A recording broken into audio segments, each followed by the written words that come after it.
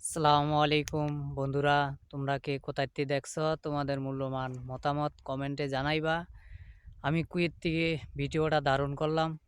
এই দেখো আমার দুম্বাড়ি, আমাদের নবীজি সাল্লাল্লাহু আলাইহি সাল্লাম কুরবানি জায়েজ করছে এই দুম্বাগুলা দিয়া। এই দুম্বাগুলা আমি কুয়েতে থাকি, কুয়েত থেকে আমি ভিডিওটা করি এবং আমি কুয়েতে পালি।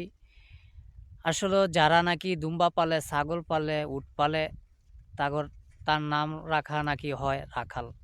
রাখাল তা আমি একজন রাখাল। ওই দেখো উঠ যাইতেছে, দেখছো? ওই দেখো অনেক দূরে উঠ যাইতেছে। আর এই দেখো আমার দুমবাড়ি। আমি রমজান মাস দেখে ভিডিও আপলোড দিতে পারি না। অনেকে আমাকে কমেন্ট করেন, সুজন ভাই কেন ভিডিও দেন না? তা আমি, এটা হচ্ছে রমজান মাস, রমাদান, আমি রোজা থাকি, এই কারণে আমি ভিডিও আপলোড দিই না। তোমাদের রিকোয়েস্টের কারণে আমার এই ভিডিওটা করা। এই দেখো আমার দুম্বাগুলা এখন বর্তমানে 5:30 বাজে, আমি চলে যাইতাছি। 6টা বাজে মাগরিবের আজান দিব, আধা ঘন্টা বাকি আছে, আমি চলে যাইতাছি। তো যাইতে যাইতে আমার 10-15 মিনিট লাগবে। আর তোমরা কে কোথায় থেকে দেখো, আমার ভিডিওটি বেশি বেশি শেয়ার করবা, তোমাদের মূল্যবান মতামত কমেন্টে জানাইবা। আমি সবসময় বলি সুজন ভাইকে সাপোর্ট করবা। সুজন ভাইকে সাপোর্ট করলে অনেক কিছু শিখতে পারবা, অনেক কিছু জানতে পারবা। আসলেও এই প্রবাসে না আসলে কোনো কিছু শিখা গেল না। আমি এই প্রবাসে আসার পরে অনেক কিছু শিখতে পারছি, জানতে পারছি। আর আমি কুয়েত প্রবাসী, আমার একটা ইউটিউব চ্যানেল আছে। আমার ইউটিউব চ্যানেলটা সাবস্ক্রাইব করবেন। আপনাদের মূল্যবান মতামত অবশ্যই কমেন্টে জানাই যাবেন কে কোথায় থেকে দেখেন।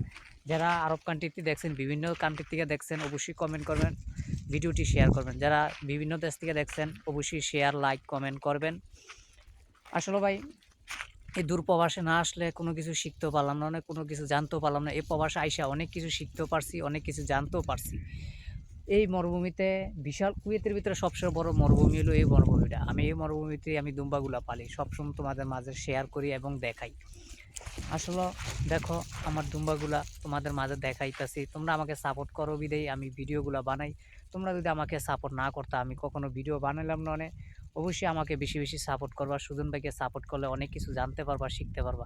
আসলে দালাল তো দালালি, দালালের সত্যরে মিথ্যা বলে, মিথ্যারে সত্য বলে। দালালের কথা যদি আপনারা সত্যটা মাইনে আসতে পারেন, তাইলে আপনারা সফলতা অর্জন করতে পারবেন না। দালালের কথায় কাজে কোনো সময় ঠিক পাবেন না। 2টা ভাই নতুন কুয়েতে আইছে, আমাকে কমেন্ট করতেছে, সুজন ভাই যদি আপনার ভিডিওগুলো আগে দেখতাম তাইলে কখনো কুয়েতে আসলাম না, আইসে এখন দুম্বার কাজ করন লাগে।